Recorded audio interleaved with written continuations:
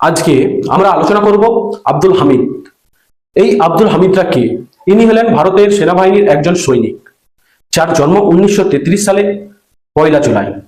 যিনি ভারতের সেনাবাহিনীর একজন বীর সৈনিক বলে সবাই জানে। কেন তাকে বীর সৈনিক বলা হবে বা কেন তাকে পরমবীর চক্র দেওয়া হয়েছিল? এই আব্দুল হামিদ উত্তরপ্রদেশে জন্ম। 1965 সালে ভারত পাকিস্তানের যুদ্ধে এই আব্দুল হামিদ একাই পাকিস্তানের প্রায় ট্যাঙ্ককে ধ্বংস করে দিয়েছিল। এই আব্দুল হামিদ নিজের জীবন পরোয়া না করে ভারতবর্ষের কথা ভেবে পাকিস্তানের সৈন্যদের একে একে শেষ করে দেয় এই আব্দুল হামিদ, বীর আব্দুল হামিদ, যিনি ভারতবর্ষের খাতায় নাম লিখে রেখেছেন বীর, যিনি পাকিস্তানের প্রায় ট্যাঙ্ককে ধ্বংস করে দিয়েছে একাই একাই একাই সৈনিক হয়ে, যিনি নিজের জীবন পরোয়া না করে ভারতের কথা ভেবে, নিজের দেশের কথা ভেবে ঝাঁপিয়ে পড়েছিলেন পাকিস্তানের সৈন্যদের ওপর, পাকিস্তানের সৈনিকদের ওপর।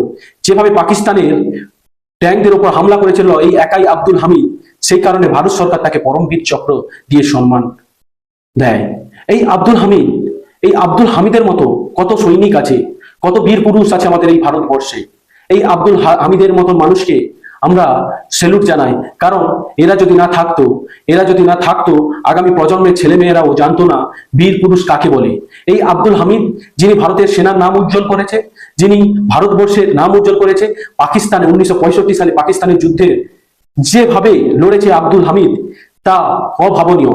যেভাবে পাকিস্তানের ট্যাঙ্কগুলোকে ধ্বংস করেছে, তাই আই রেসপেক্ট আব্দুল হামিদ।